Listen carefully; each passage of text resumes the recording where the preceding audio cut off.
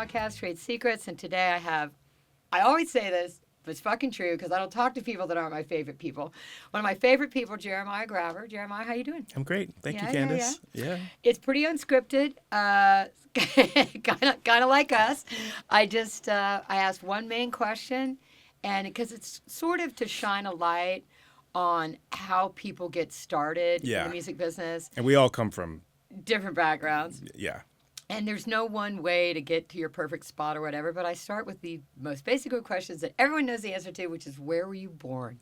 I was born in Berlin, Vermont. Oh, okay. I was like, really? Yeah. No. Isn't there Burlingame? The Burlington. Or Burlington. Burlington is... But you're Berlin. Berlin, which is near Montpelier, which is the capital of Vermont. Oh, gotcha. And, I love telling that. People go like, ooh, like, fancy, you're born in Berlin. It's like, no.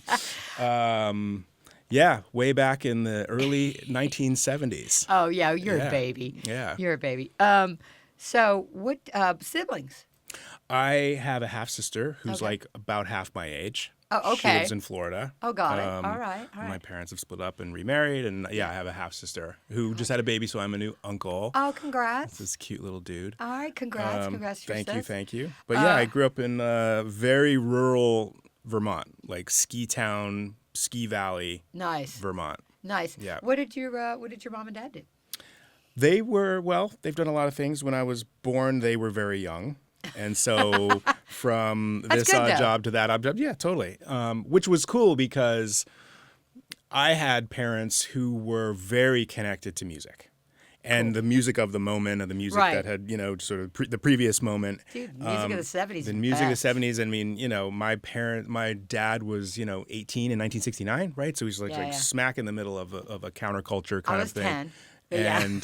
And so they were young. They did a lot of stuff. Eventually, my mom went into law. She was the assistant attorney general for the state of Vermont. Amazing. Worked in, state government and stuff like that. Super my cool. stepdad was a contractor in homes and renovations How world. about your biological dad? My dad was a tennis pro. Oh, nice. A professional tennis teacher, and then started a tennis business where they had tennis camps in different parts of New England. Can I ask a naive question? Isn't it kind of cold in New England to do tennis? Summertime. Summertime tennis camp. Are you wearing like a sweater? No. And he doesn't even live there in the wintertime. He goes down to Florida. He does halvesies. Gotcha. Yeah. Gotcha. So, I'm imagining this whole thing where people are wearing like flannel pajamas and playing tennis in the snow. It was like, tennis in the snow. Springtime to mid-fall at the maximum. Gotcha. By the way, I think that's something we should start. We should have tennis in the snow. Yeah. Come on, people ski. Fuck it. Maybe you could play tennis, like how people do hockey. Maybe you could play tennis while on skates. On an ice skating rink. That would be. It sounds like something Vermonters would invent. I used to play lacrosse. That's different, but yeah, that would be fun. So, elementary school in a small town. Elementary school in a small town in the Sugarbush Valley, which is like multiple ski areas. There's Mad River Glen and Sugarbush ski areas there. It was the home of a jazz fest. The Sugarbush Jazz Fest would come, and when I was a kid, and I have hardwired memories of being there at the Sugarbush Jazz Fest with my parents, who were at the time probably in their early 20s. Nice. And I saw like Matheny and Chuck Mangione and all these players on the thing, and I had no idea what any of it meant, but it was like cool. They were jazzers. Yeah, and you'd stand on the side of the ski slope in the grass, and the stage was there, and everybody was like, And the jazz festival probably not like Woodstock. It's probably not like everybody's in the mud doing acid. It's not probably quite. No, there were definitely some more sort of upward hippie elements. We're good with that. You're a little kid. We don't need to expose I grew up. that I grew up in a very interesting place where there were a lot of like local people, rural people who had been there for some generations or whatever, and then the children. Like farmers? Farmers, maple sugarers, nice. Dairy farmers. There's a lot of, I had some of the best milk in the I world. bet, like dude, growing I up bet. in Vermont cows. Raw milk, amazing. I'm here to tell you. But yeah, and then there's all the transplants. Like my dad grew up in Queens, in gotcha. Flushing. My mom grew up in Connecticut, and okay. they moved, they transplanted there, right? So I was the son of a transplant, which had a different thing because my dad drove around in like a Saab, and there's a kid that I go to school with in a pickup truck. So the dichotomy of the. I love that though, and it's probably super quaint. Yeah. Small town vibe. Totally. Probably really safe. Super safe. Was there a music program in your elementary school? Did you have like chorus or choir? There was not an elementary school. We would bang on some shakers and stuff like that. Were you in school band? I was in choir in high school all the way through, nice. Actually, and did musicals. Can you sing? I can sing. Wow, I have no doubt. This doesn't surprise me, actually. Sing. I mean, I don't practice, so I don't I can get out of breath and blah blah blah. But I can sing, I would love to see. We need it. We're also in a very exclusive wine club, and no, you can't join. It's called. People keep wanting to join. It's called not to be a hater, but we want to keep it small. It's called Vin Audio, and we're all students of wine forever, which by the way is a lifetime of learning. But back to high school, where we weren't yet in a wine club.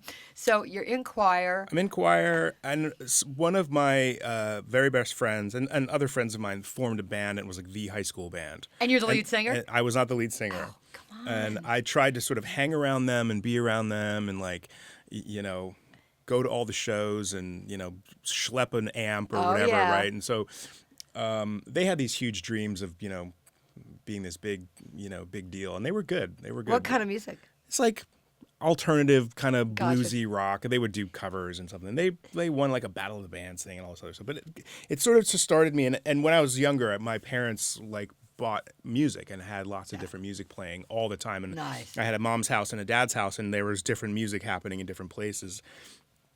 My dad is a absolute diehard Beatles fan, so every record, everything that was just immersed in that stuff growing up. And this on the flip side with my mom, it was listening to Joni, listening to Linda Ronstadt, listening to Paul Simon, listening to Copeland and classical American composers and stuff like that. So it's I feel pretty lucky that I was exposed to that stuff. I like the diversity of it. Yeah. And then MTV happened, right? I was like a prime kid at cable, and MTV launched, and it was just game over. I was obsessed. Video did kill the radio star, though. Yeah. I mentioned it on the last, the one that just came out with Adam, and I remember when budgets for records, were like $300,000 to $500,000, and then they went because a single video was like $300,000. Yeah, so, we didn't have great radio where I lived because I was kind of a rural area. And there was a period of time where mountains, there was one station coming out of Burlington that if you were kind of in the right area, you could pick it up. Right, right. But it was a good station, still is actually. It's peak 106.7, I think. Yeah. But K-Rock, I could pick K-Rock up numbers. We were close enough to Canada that I could pick up Shome FM from Montreal. Nice. And that was rad. I forget because how I had far east Vermont is. Yeah, we're 2.5 hours south. But again, if you're on the right, you get the wind blowing right or whatever, you're on the right mountain, you could pick up Shome FM. And they were playing all kinds of stuff that was way more Euro-oriented and stuff like that. So, nice. it's I got... So now it's 80s, and you're getting all that super cool stuff. I am a little bit older than you and got exposed through my older siblings to early 60s and obviously late 60s rock. The British invasion thing was super crucial for me. But then when you start getting up into the 80s, you start getting all the new wave thing, and now you're going into obviously British and American, but you're going into things like REM, or you're going into things like Psychedelic Furs, and then U2 is coming along, and then the Pretenders are there. The Cars certainly established, Blondie, they're almost before that. But great. I think basically, my mom, if she was alive, would argue, she would probably say from the 30s onward, but I would say from the 50s to now, really. The best music. It's the best. The best. Yeah, we were listening in the car on the way home. We went out this morning, and that ABC song, Yeah. Shoot That Poison Arrow. Yeah. Right? And I was like, and it just like transported me to that time and place when I remember the video clearly and how stylized it was. And the album was called Lexicon of Love. Yeah, I remember that album. And I cranked that up and I was like, that song is a banger. And if you pump that up and there's all these parts and all this stuff. So I was so way more oriented to the stuff coming out of the UK Spandau and Europe. Ballet was a huge thing for me. And then I had like a heavy sort of like a Clash. We were talking about this the other day, like the Selector and the Specials and the Stranglers.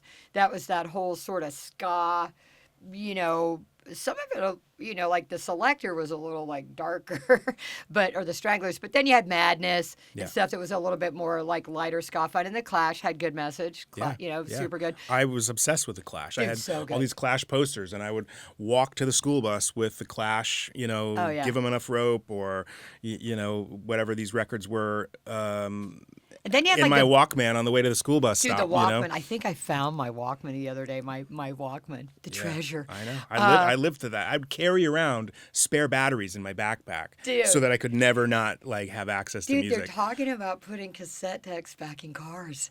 Wow. I was reading about this on the Subaru site. I was like, really? How rad would that be? Because vinyl's made a comeback. Yeah. How rad would it be? And I'm going to say this, and you audio people out there, agree, disagree. Cassette sounds better than CD. Obviously, all of it sounds better than MP3. Sorry, said it. Yeah. But something about the cassettes. I love that. You know what I mean? I found in my drawer the other day, I found a Was Not Was Laughing at Tornadoes cassette. And I took a picture of it, and I texted it to Don Was, and I said, hey, look what I found on my desk. He said, oh my God, it's priceless. He goes, you should hang on to it. It's priceless. And do you have a cassette player? Anywhere? In this building? Maybe. I don't know. We're gonna get one. We're getting one. And I wouldn't even know how to play it at this point. You'd have to get something off of Amazon. Yeah. And I texted it. He said it's probably priceless. And then I went online and tried to find it's worth $10. Yeah. So I was so excited. Yeah, priceless to some. But I mean, music, I talk about this. Music is such an influential part of our lives. It conjures up feelings. Like you said, it put you right back to that moment where you were when you heard that song. I remember twisting in my parents' living room. My mom used to make me twist for her friends, which what's that all about? But make you perform and make your friends laugh, I'm sure.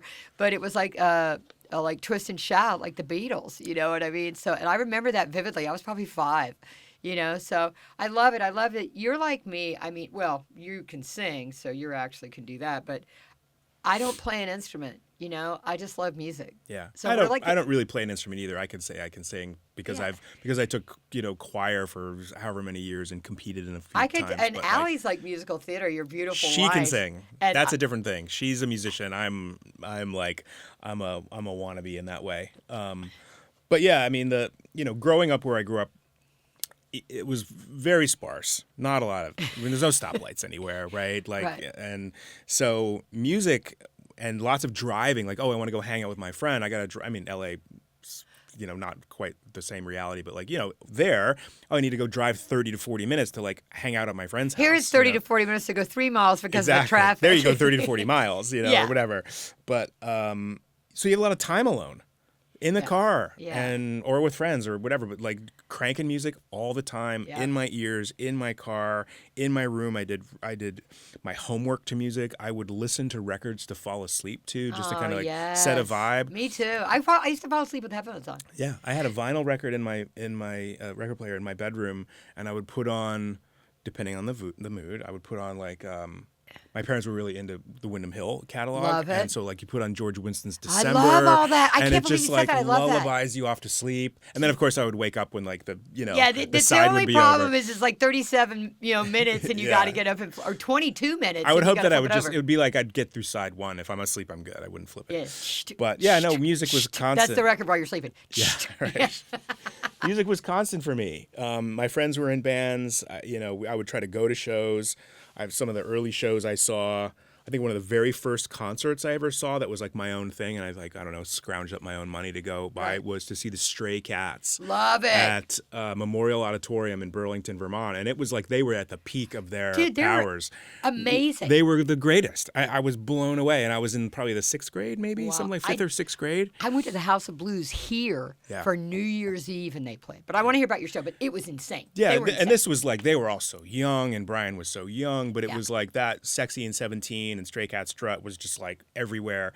And they were just, on fire. So I was like, you know, I had seen and they other were shows, relatively, like, when you think about stylistically, they're relatively retro. Yeah, oh, totally. You know what I mean? Like big bandish. Big bandish and that slappy bass thing. And but it was like to see them all over MTV because they had a couple of really big videos on. Yep. And then to go drive an hour to Burlington to see them play. And it was just like, wait a minute, like, I'm this far away from the action. Wait a minute, stars. you know? And then other bands would come through. I mean, Burlington thankfully was a good, it's a college town. It's where I went to school for some time. I was going to ask if you went to college. But it's a great college town. There's a lot of, you know, UVM is there and, you know, St. Michael's College and Burlington College and stuff. So there's a lot of people, but there are a couple of great venues in town too. But like theater venue and then club venues, so depending on the type of act that would come through. So it had some access. Like it wasn't like completely cut off from the world. It had cable television and MTV. And access to go to Burlington from, you know, for certain shows and stuff like that, which was great, and we did. I tried to take advantage of as much of that as possible. When was Berlin, Vermont founded? Oh, God, I mean, we're probably it would talking be old, late 1600s, early 1700s. Maybe early 17s. Yeah. I mean, we both grew up I grew up in Charleston, so we both grew up in old towns and relatively smaller market. Yeah. Definitely from a musical standpoint, secondary market. Yeah. Or whatever. Burlington would be tertiary. I mean, it's small. You know, you're playing. You know, Club Metronome is, I don't know, 100 cap, 150 cap room, maybe 200. You know, the Flynn Theater is, you know, maybe 600, something like that. Probably some really cool architecture. Oh yeah, beautiful, you know, beautiful, and it's on the lake, and oh my it's God, gorgeous. it sounds like heaven. Yeah. So, yeah, we're out of high school. You're out of high school. We're in college. Where'd you go to college? I went to college in Geneva, New York for like a minute.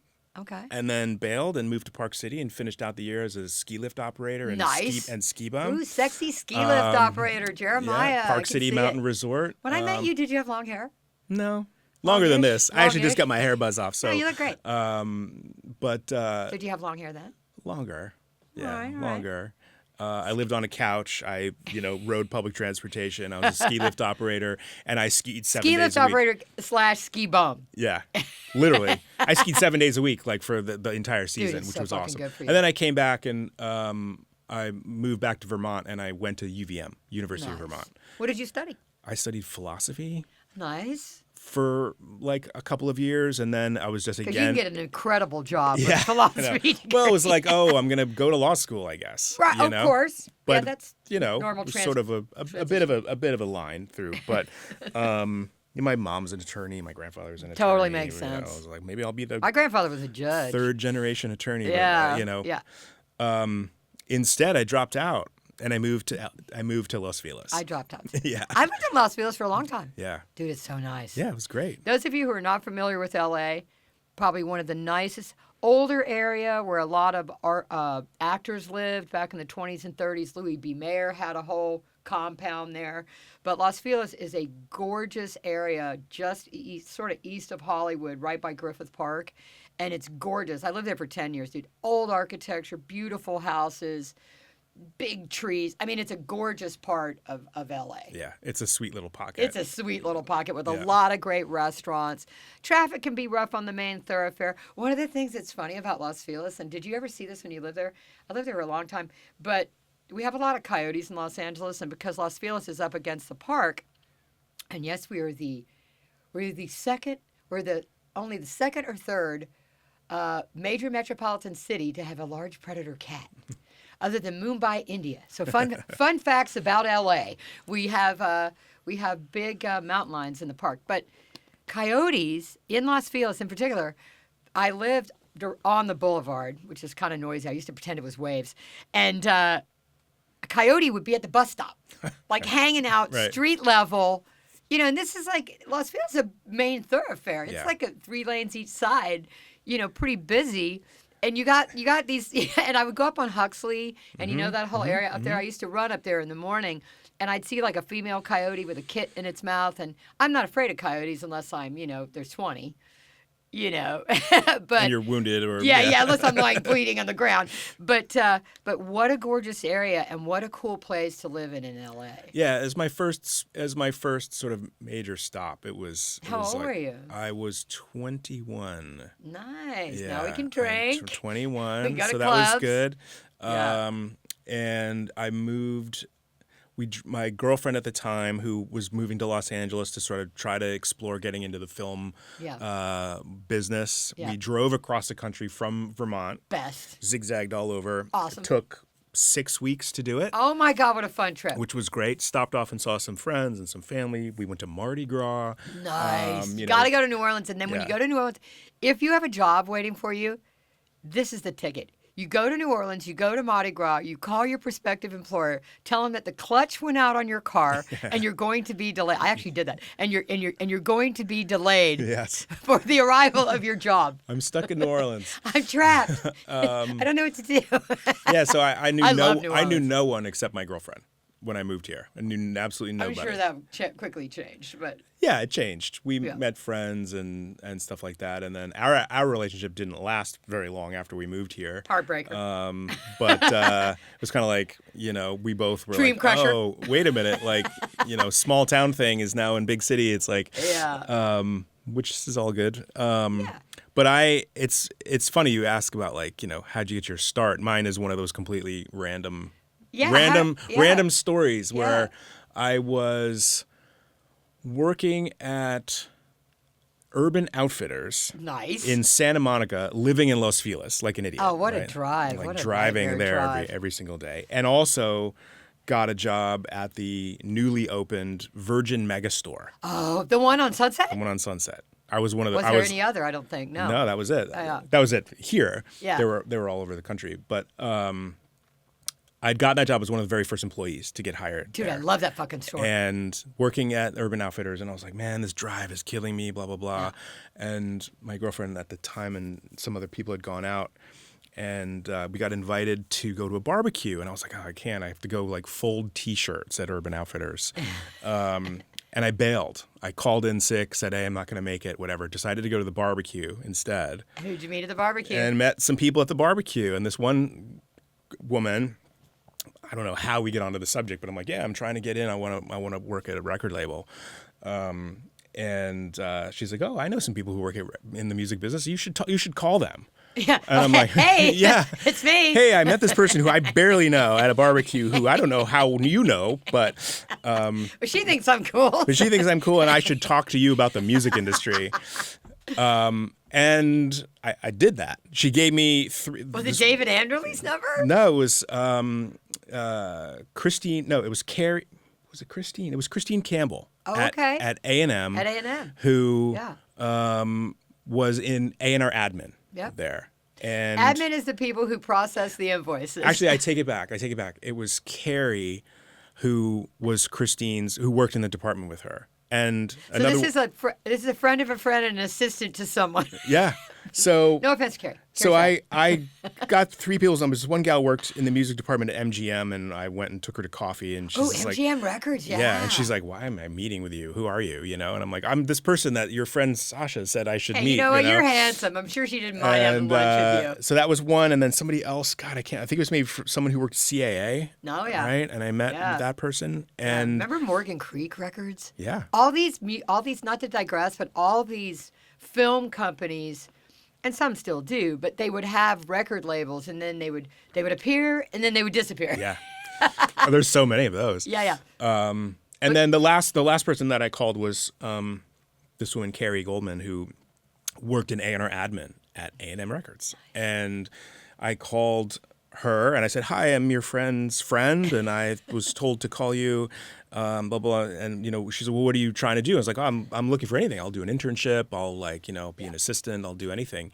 And she says, "Hold on, I'm going to transfer you to Christine, and she transferred me to Christine. She's like, "This is Christine." I'm like, "Hi, I was just transferred by your friend Carrie, who was in marketing at the time, and I think maybe you're looking for an intern." "Yeah, I am actually. Why don't you go down to HR and talk to them and blah blah blah." You 22 now? You have to be a student, right? You're a student, right? Yeah, same here in LA. And I was like, "Yeah, I'm a student, right?" And so I very quickly signed up for some UCLA extension courses to like have some See, this paperwork. is thinking on your feet, people. In case they were like, "No, we can't do it." It's like, whatever. Right, they check. Yeah, They could check. Yeah. So I go down to Human Resources, which is off of DeLong Pre and on La the side Brea, of the A&M lot. on the side of the A&M lot. Walk down there, and I meet Randy Jepson, Oh, yes. who is Randy Corey and who is partnered with our friend Jonathan Little. Yep. And who is from that moment until now one of my closest friends. Oh, This is going wow. on 30 I haven't years. seen him for a minute. I thought Jonathan. And so I meet Randy, and she's like, "Who are you? Who sent you?" It's like nobody knows anything. I don't know anybody, and I'm just stumbling through, and I'm looking for an internship. "Oh, cool. And Christine, it's cool. And you're a student? Yeah, okay. When can you start?" Randy's a woman. Yeah. And and that was it. I got an internship in the A&R department at A&M Records What in the fuck, dude? 1994. And I worked for Christine Campbell and Ann Lewis, and Carrie Goldman moved over, and these three gals who ran A&R admin. And I was around the corner from Manny Lehman and Mark Mazzetti. Dude, Alma and, Irving is right there around the corner. David Anderley was our boss. Yep. And Jonathan Anderley, his son, was there, and Jeff Suey and Larry Hamby, all these A&R people. Larry Hamby. It's kind of funny, I mentioned that a lot of the studio managers traditionally have been women. The A&R admin. Yeah. Almost a lot. I mean, and, Alan Wolf, you guys listening out there that work in admin, you're the fabulous exception. Yeah. But a lot of it happens to be kind of female dominated. So a lot of young girls will say to me like, "Oh, like what kind of job can I get?" Well, first of all, you can do anything. Yeah. Whatever you want to do, Of course. you can do. But traditionally, these areas have been, like, even studio management has been women since the 50s. Yeah. It's kind of crazy. People Because don't know it that. requires an intense level of organization, hospitality, communication, being on top of your shit and knowing what's going on. Yeah. And, like, I hate to say it, but that's women, oftentimes more than men, And I'm over the years, I've had phenomenal relationships. Being a manager, I've had phenomenal relationships with people who are admin, like, over the Donna years. Tarasi. Yeah. When I first started, there was a woman named Luella Dright who worked at Capitol, African-American woman. And when I very first started, I remembered having to get, like, my first PO or something. And she was so nice to me. Like, I was like, "Okay, well, I've created the invoice." And she was like, "This is how it works, Yeah. And she said, "Me giving you this number," she said, "you could walk into a bank and get a loan on it." She said, "That's how rock solid this PO is from a major label." Yeah. And she's right. It's the same. Yeah. Same today. Yeah. Yeah. Yeah, no, the PO is everything. You got that Yeah. PO, you're gotta get the PO. You're set. This is so exciting. So at that time at A&M, what year was that? That was 1994. So that was the year that Sheryl Crow's Tuesday Night Music Club broke. Dude. That's the year that Blues Travelers 4 album Great record. broke. That's the year, I think there was like a big, Bryan Adams was on the label, Amy Grant was on the label. A&M was always knocking it out the park, but yeah. that was a great time. For It was me, a too. great time, and it was sort of, it's interesting though, because it was sort of the tail end. It was the tail end, definitely. Yeah. And it was probably the last little blip of like, kind of a swan song of a little A&M, bit of a swan song, Yeah. Because Cheryl had a couple more follow-up records after that were really strong. Like the Yeah. Globe Sessions was just like, I mean, just brilliant. Bill Bottrell, genius. But I was hired in the A&R admin department as an intern, and then I was hired as a receptionist, and then from there I was hired to be Larry Hamby and Jeff Suey's combo assistant. Jeff was I think director of A&R. Larry was a VP of A&R, right. And I sort of covered 2 desks and assisted those guys in everything they were doing, And that's all the records they were basically keeping making. people from sending unsolicited material and it getting across the desk to Yeah. them. And you're like the gatekeeper. You're definitely the gatekeeper. Yeah. You're like the chief of staff. That's Totally. how who comes through the door, Yeah. who doesn't, Yeah. whose calls kind of get through, whose don't. Yeah. But no, I worked with Larry on a Neville Brothers record and a Monster Magnet record, and Jeff Suey with 16 horsepower, and this band the Ape Hangers, and this band the Ass Ponies, and wait, Ass Ponies? The Ass Ponies. Yeah, they're great. I bet they're awesome. They're awesome. I fucking love that name. Yeah, the Ass What's Ponies. wrong with me? I think that's funny. If I remember this correctly, the cover of one of the records was this sort of like anime kind of cartoon style, but like pin the tail on the ass pony. Oh, nice. Right? I love this. Keith, forgot to listen to the Ass Ponies. But they were great. But, that's where I started like interacting with recording studio managers and artists and producers and engineers, and my bosses would say, like, I'm looking for producers for this band. Help me track people down. Did you go to clubs and stuff? Well, I wouldn't go to clubs, but I would like call around. I would say like, hey, does anybody know how to reach this person? I would call studios. I may have even spoken to you from time. Like, hey, I'm looking. Early on. I met you pretty early on. I'm looking for somebody's contact. Have they worked there? Can you put me in touch? Well, and you're calling from A&M, so I'm going to give you the number. Yeah. Because you're legit. Yeah, because my boss is maybe going to hire him to produce a record that we're Everybody's making. for hire. I want to point that out. People don't realize now, I have to remind people that famous producers, famous musicians, session players, engineers, everybody's working and everyone is for hire. If you don't know how to get to someone, one of the things, what Jerimaya does now is manage engineers, producers, and what else are you doing? Songwriters, mix engineers. Gotcha. Yeah. So if you're wondering how to directly get to someone to hire them, you can go online, you can find his company, GPS, and you can send an email. And if you're legit and if you have a legit project, he'll discern and he'll respond. And he'll respond. It's crazy like that, right? I mean, well, that's the beauty of the world we live in now. You can get to anybody. And I remember, and that segues perfectly into when I met you. You had the directory that you had created. Well, that's where the thing was started from. I remember David Anderley, who was he has passed away some years ago, but he was the head of the department at A&M Records, A&R department, and a producer in his own right, and a soundtrack producer, and from another era, and it was amazing to have been able to sort of touch a really lovely guy, to touch someone who had worked with Brian Wilson and Frank Zappa and Rita Coolidge and et cetera, but also like signed Sheryl Crow, and stuff. But he walked into my office one day and he's like, I'm trying to find Roy Thomas Baker. Can you find me Roy Thomas Baker? And I'm like, where the fuck do I find him? How do I even begin that? And so I called around studios, and I think maybe somebody at the Village or Devonshire had said like, oh, I think he's out in Lake Havasu. Here's his number. Yeah. And I just called the guy. He still lives there. Yeah. I've been there. Yeah. Oh, cool. Yeah. I had a wild ass time. He's an interesting guy. At that place. He's so he's so fun. Yeah. But did he have like a Rolls? Yeah. Yeah. Yeah. I've an old school Rolls. Yeah, an old school. Yeah. No, he's fun. Like a Daddy Warbucks style. Yeah, like Rolls. a gold. It was like gold. Yeah, I think it was gold. No, I think it's gold. Yeah, I remember that. But that was like the beginning of a thing going like, wait a minute. And that had happened before where someone's like, I'm trying to find such and such an engineer or producer or mixer or whatever, help me find them. And I'm like, there's got to be a better way to do this than me calling around or like having like some little notepad of someone, random people. So I created, with a friend of mine at the time, we created a directory of record producers and engineers and their management contacts. Did I ever advertise in it? I loved it. Yeah, totally. I loved it. I was totally into it.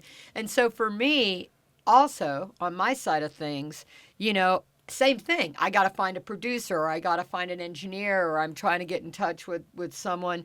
And also from strictly a marketing standpoint, letting them know about my studio and doing like outreach. Yeah. It was initially I still use the Music Connection directories. Yeah. Now they're online. Your directory. Mm-hmm. There was the Recording Industry Source Book, which sort of might have been after you. It was around the same time. About the same time. Yeah. But these were all sources. Someone sent me a picture the other day of the studio menu. Yeah. Remember? Yeah. This was a one like a laminated menu. It was one thing. It wasn't like a directory. It was, four pages, 4 sides, didn't open. It opened, but it's, front, page, back. And it was laminated, and it was put out by CMS Digital. Gene Shively was mastering engineer in Pasadena, and he put out the studio menu. Yeah. And it had all the rental companies. Right. right? All the mastering studios, all the recording studios. But your directory, I remember your directory, and then I remember you coming probably, I already knew you so we're at East West Studios right now at 6000 Sunset. And when I came here in Christmas of 98, it was called Cello, when I ran Cello and started in 99. And I think I already knew you. Yeah, from Red Zone. Oh, right. All the way back to Red Zone. Yeah, totally. We met when you were at Red Zone. Shit. Yeah. That's crazy. It goes So back. we would have met in the early 90s. Yeah, totally. You were like 12. I was a little 13. older than 12, but close to 12. I forget how long we've known each other. Yeah. Well, that's so lovely. I love that. No, I know. I remember the first time Jill, my business partner and friend at the time, we came out to see you, and it was the first time meeting you. And I remember leaving going like, fuck, she's great. Like we got to stay in touch with Candace. No, you were the best. Oh, good. You were the best. All right. Well, I'm still retarded. So and yeah. that's around the time too. I think I met Jane around that time too. My dear friend Jane Scobie, who, happy birthday to Jane next week, the 29th. Happy birthday, darling. Your card is going out in the mail today. Happy birthday. You're going to hear this later. Happy birthday from me and Jerimaya. Happy birthday, Jane.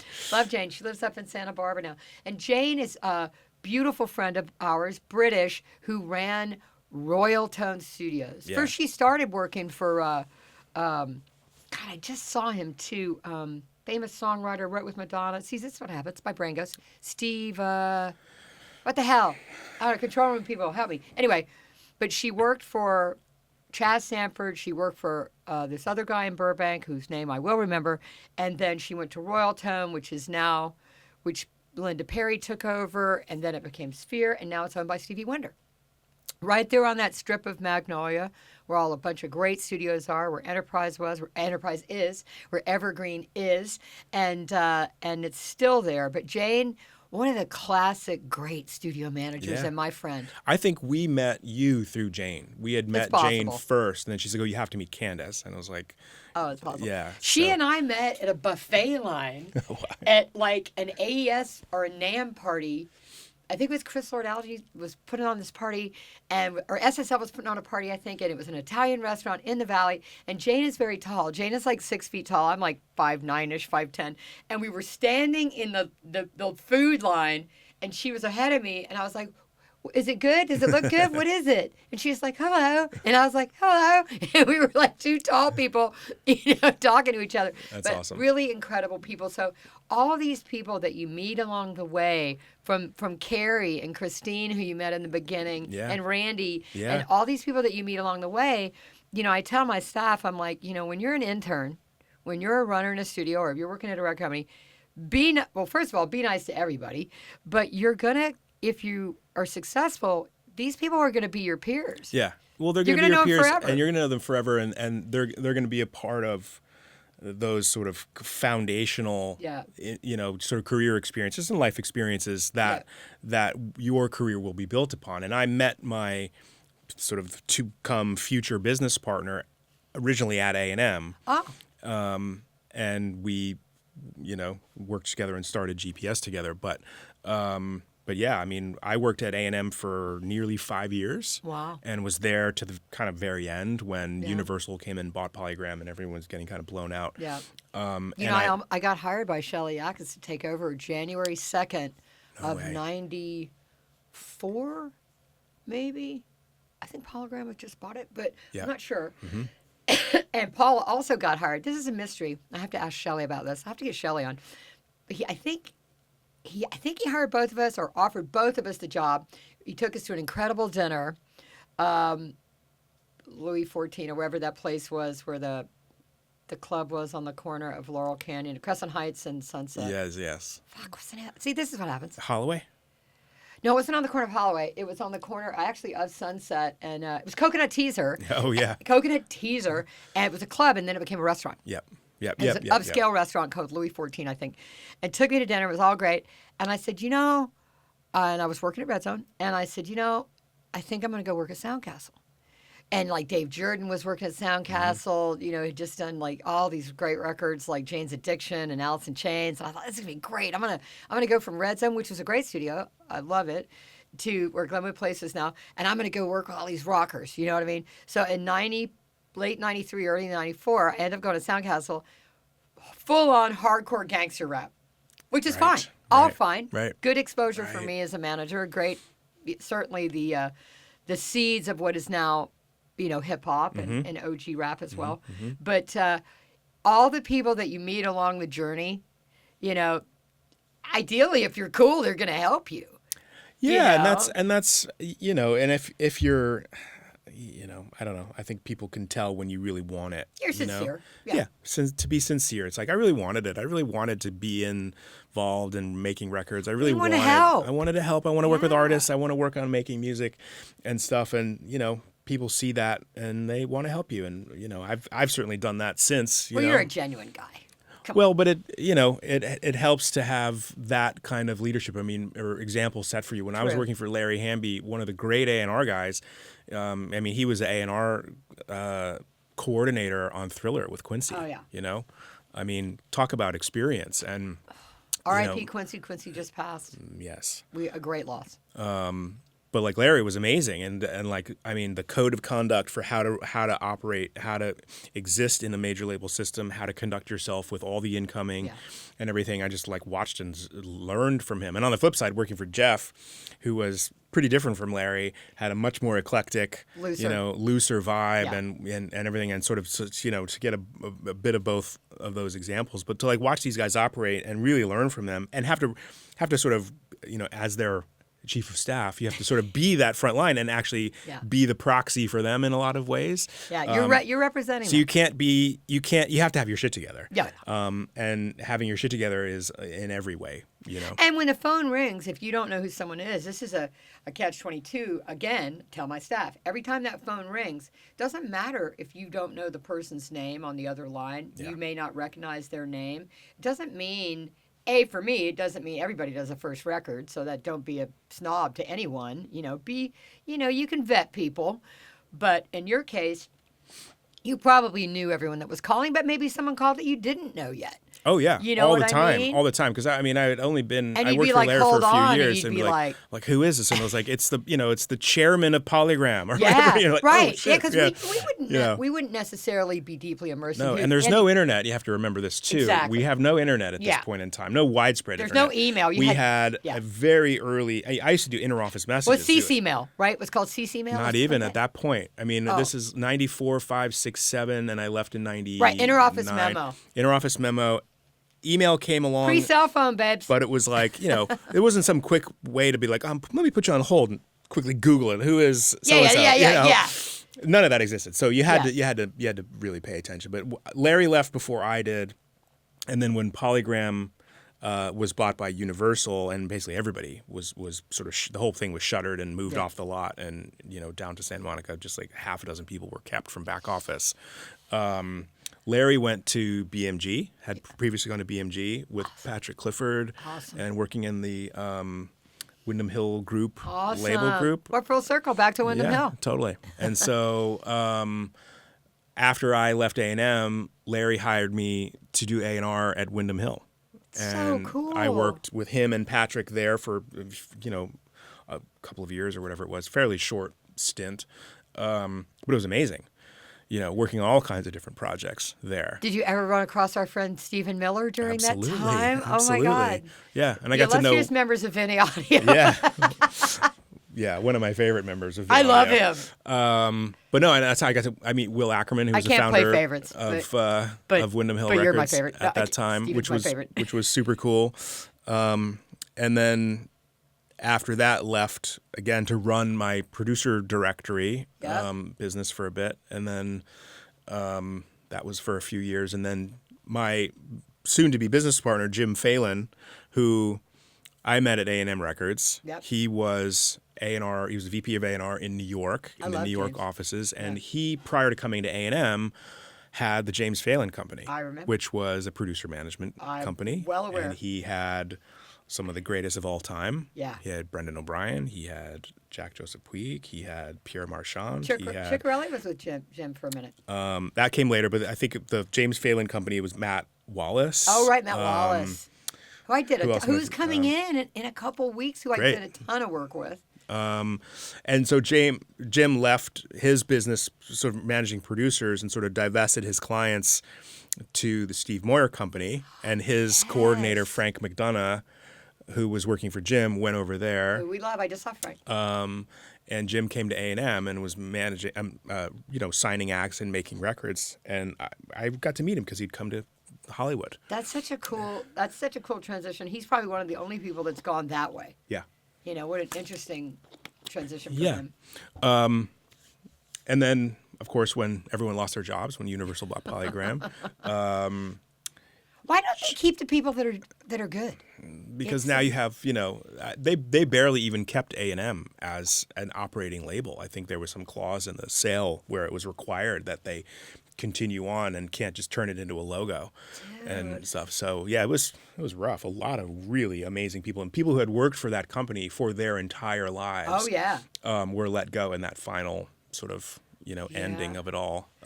Fun story. Not to interrupt, but fun story about that label prior and about that lot, the A&M lot. Was Dark Horse Records.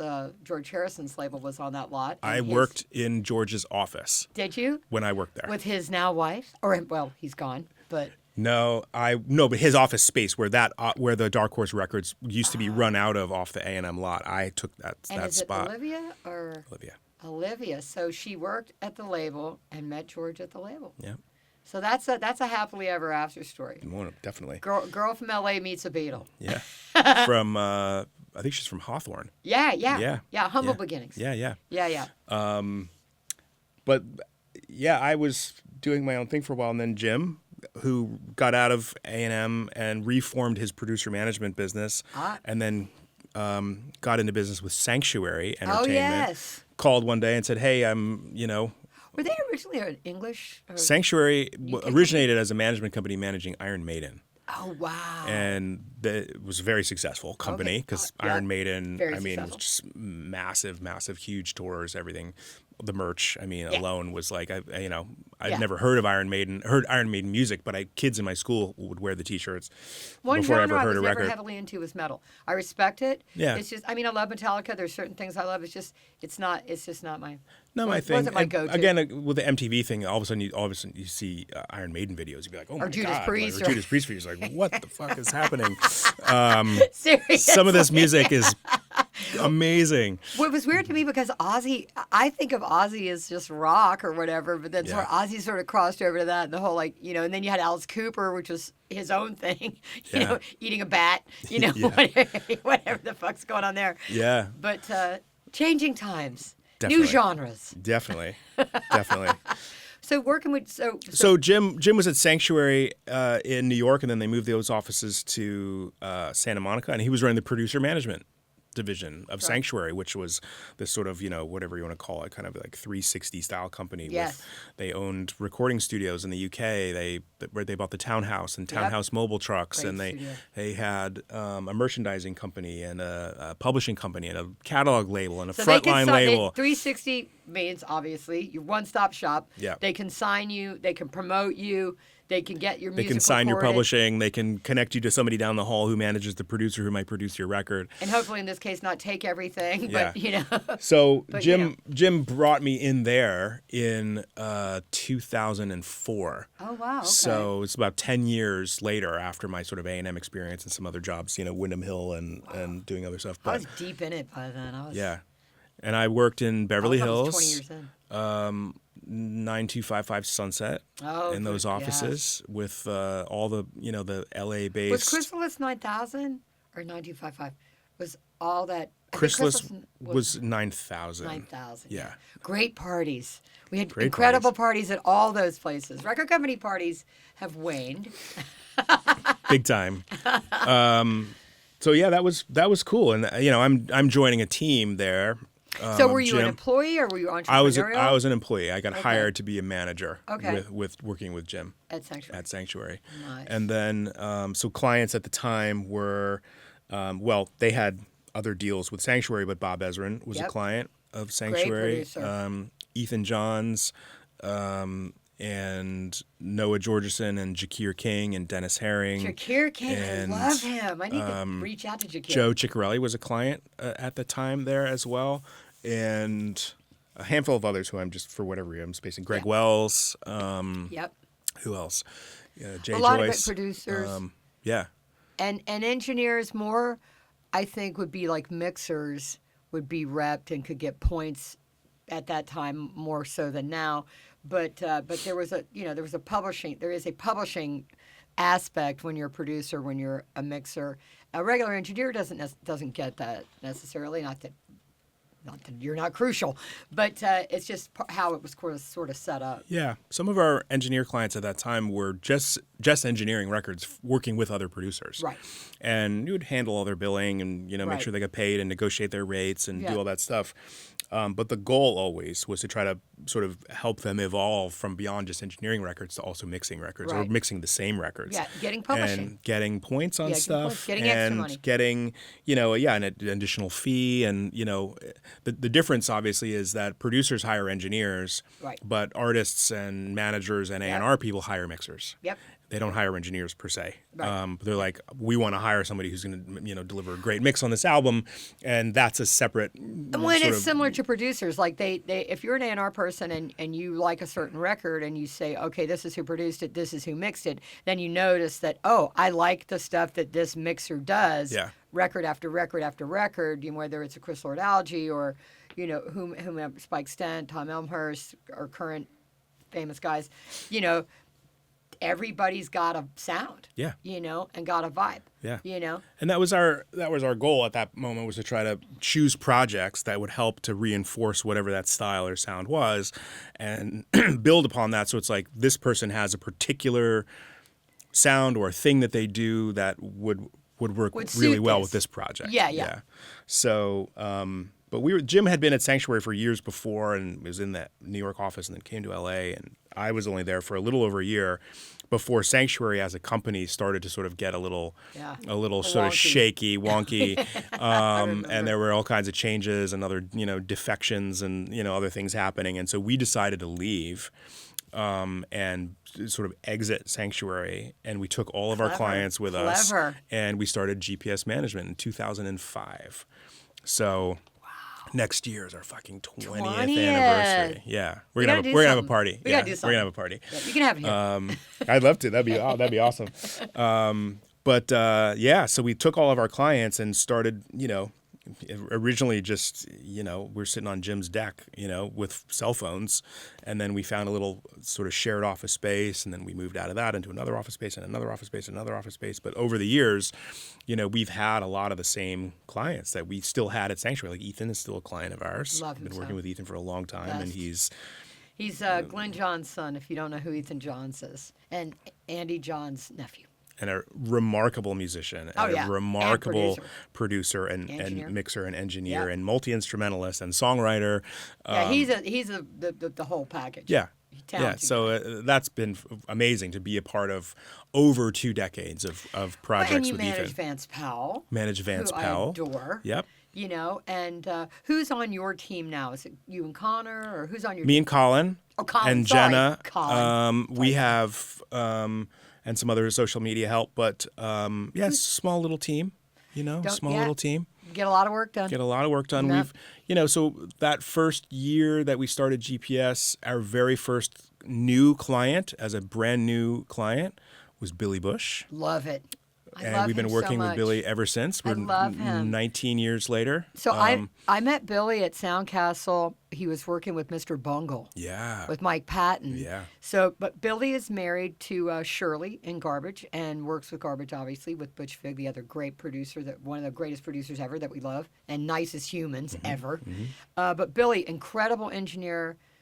And mixer too. I mean, Billy Bush. I don't want to say next wave, but kind of. Yeah. Absolutely. Kind of next wave. Billy is early wave, next wave. He has his own style too, which is like, from Neon Trees to Fink to the Boxer Rebellion to the Garbage records. He's been loyal to me. He brought me a lot of work. Yeah. Yeah, he's forever our favorite client. Yeah. He's just the most level-headed guy. Easy guy. And I learned something. Billy has a phrase or just a thing that he says when maybe something didn't quite go your way or whatever. You go, fair enough. Yeah. And it's like, wait, what?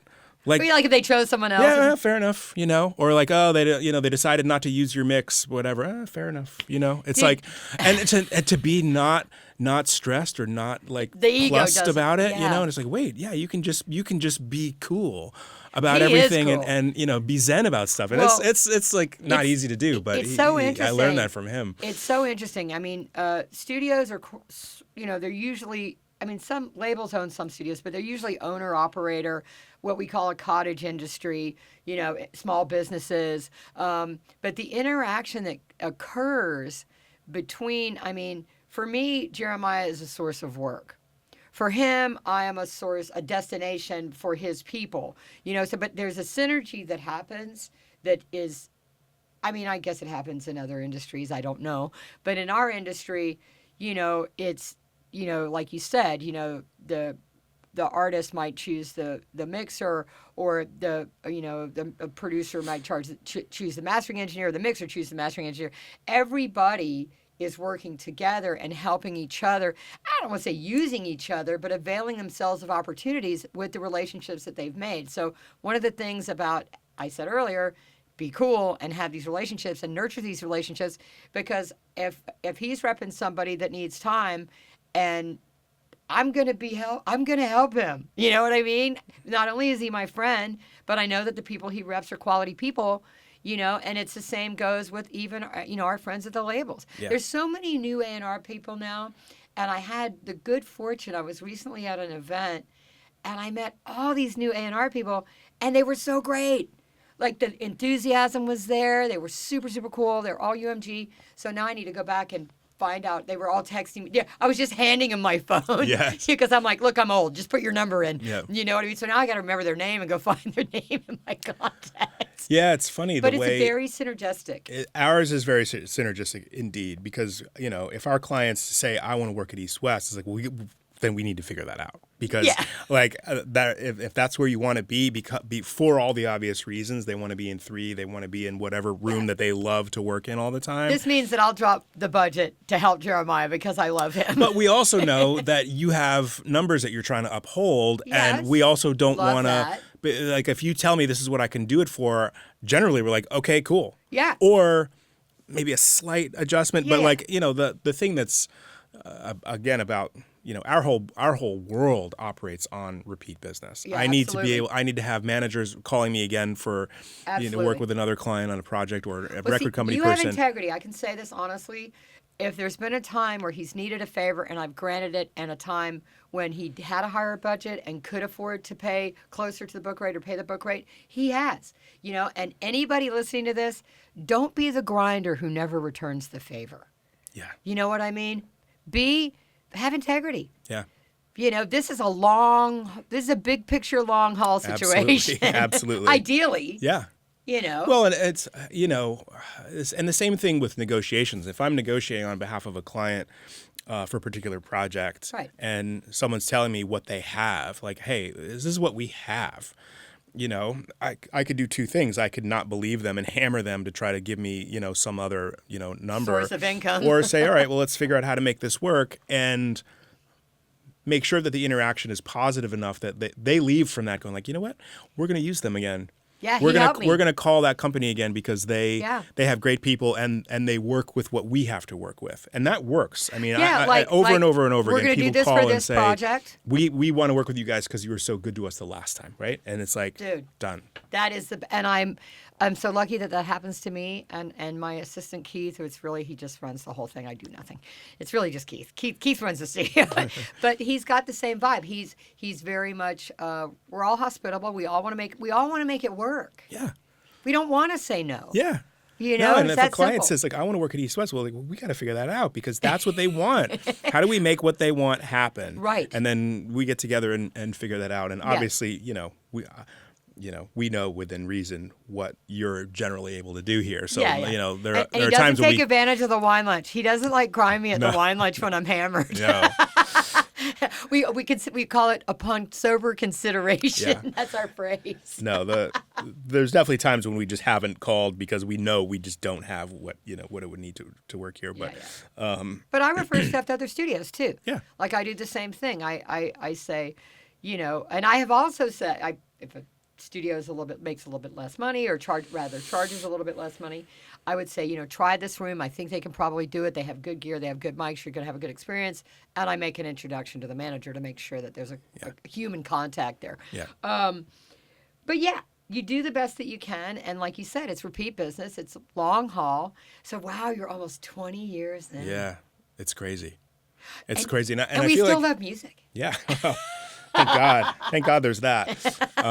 Man, and I think back, like, and even, when I was at A&M, which is now almost 30 years ago. Jesus.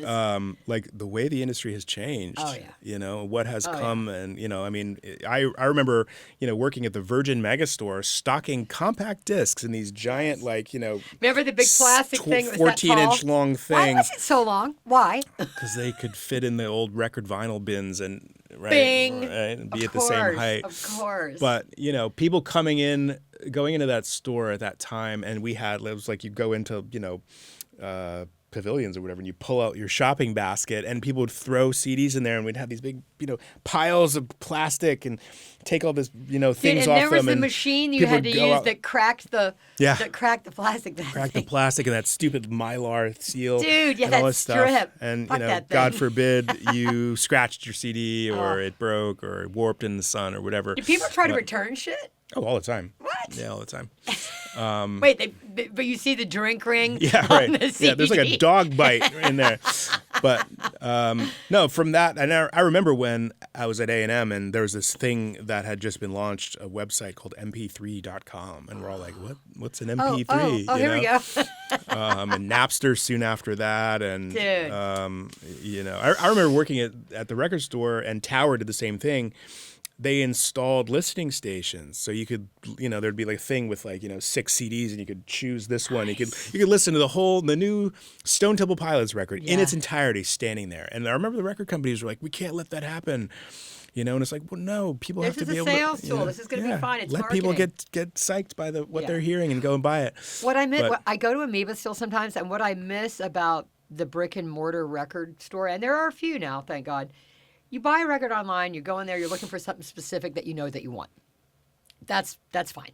But when you go into a record store, like I'll go into to buy my brother vinyl, and I'll be like, oh, I'm going to get Asia Steely Dan. And then I'll be like, oh, wow, look at this Zappa record. Yeah, and you start browsing through the stacks, and it's like, I love record stores. Yeah, I've spent when I was still in college, I spent all of my disposable income at a place called Pure Pop Records and Tapes in Burlington, and I would be in there for like an hour, and looking at everything and all the new releases. And the cool thing too is, and this is sort of pre me getting into the music business, but you'd be like, wait a minute, what is this label 4AD that I keep seeing over and over again? What is this label A&M Records that I see over and over again, or Roadrunner, or all these really cool labels that are releasing this cool music. And that's of course when you start to see producers' names showing up, and be like, wait a minute, I love these records by this guy Daniel Lanois, or T-Bone Burnett, or and you start to see those names popping up over and over again on records that you love. Lucky. We're so lucky. I don't go to as much live music as I would like. I pick and choose. Man. We're in LA. You got to drive 40 minutes, 50 minutes. I know, and it's the concerts are expensive. Dude,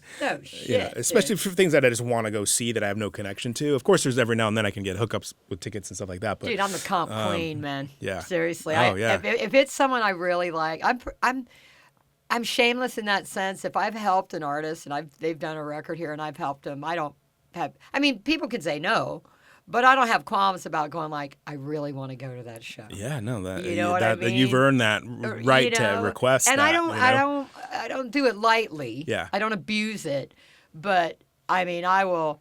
I recently, Keith and I took the train and went and saw the Foos, and that was like the same day. And it didn't even come from the Foos; came from a label. And I saw Muse last year, same day. That AXS app on your phone, which you can transfer tickets now. You don't have to have your name at the will call. It's awesome. Right. And this beautiful girl that works at Warner Brothers, I love her. She'll be like, "Hey, you want to go see Muse?" And it's like fourth row. Yeah, right. And I'm like, "Holy crap! How lucky am I?" Yeah. You know what I mean? But it's coming back around. It's my good karma. Yeah, 100%. You've earned that right to request those seats. I love it. This we've come full circle. we're fans. We love music. You got into this. You had some great teachers. Giving props to all those people. Been an entrepreneur for 20 years now. Mm-hmm. I haven't had a boss since 1995. Isn't it awesome having people do stuff for you? Yeah. I'm going to miss that. Brian jokes with my husband jokes with me because when we retire, he goes, who's going to go do stuff for you? And my staff is so nice. They're like, oh, you'll find some young guy in the neighborhood. Yeah. You'll be like, hey, go do this for me. me. Get a runner. You just get a runner from the neighborhood. Yeah, minion. Yeah. So just do it. But we appreciate it. We appreciate everybody that helps us. And I'm gonna wrap this one up. But I think we could eventually have a part 2 for sure. But I just want to thank you for coming. My pleasure. I love that you did this. My pleasure. Thanks for having me. We're gonna poke Vin Audio one more time. If you want to learn about wine, you can't join our club, but you might be able to be a guest. You could be a guest, yeah. So if you work within the industry and you think that was something you'd like to do, drop me an email. Oh my God, I don't want to get 100 emails. But yeah, if it's something, if you're legit, and again, the vetting process, the gentle vetting process, right. We'll know pretty quick if you're not. Yeah, if you're not Vin Audio material. If you bring a petite Syrah to the Syrah lunch. Oh my God, it was so funny. I've had some bad luck, but you're a recent guest. Jeremy, Dude, Jeremy. What an amazing guy. Jeremy's tenure within the music industry. Yeah, he's done it all. It's a giant swirling circle of figure eights where you cross paths with people, and then you meet someone at like a Vin Audio lunch or something, and if he needs help, now I'm going to help him. Yeah, exactly. Because he's your friend. Yeah, the industry is global, but it really is local in so many ways. And some of the people that I've known in this business, not only have I known them for a little while, I've known them for 2 decades or more kind of stuff. And I'm blessed that way. A lot of people move on from the business, and that makes sense too, but it really is about maintaining your relationships as much and as long as you can. Yeah, and you're young. You got some fight left in you for quite some time. Compared to some of the younger people who are getting hired to do A&R, I now am the geezer, It's so crazy to me. I don't even know. I'm 65 and I don't even know what happened. I remember being at a Led Zeppelin concert when I was 11. Yes. And I'm like, I don't even know where it all went. But I just want to thank you so much for doing this because you give a different slant on things. You show, that there's both the record company way to go, the paths to go, management companies, how to help artists, how to help producers and engineers, how to help people, how to help creators create, and how to make sure that they make money. Yeah. And I'm going to leave it at that. And just remember, art deserves to make money. And the people who make it deserve to make money. So thank you. Thank you.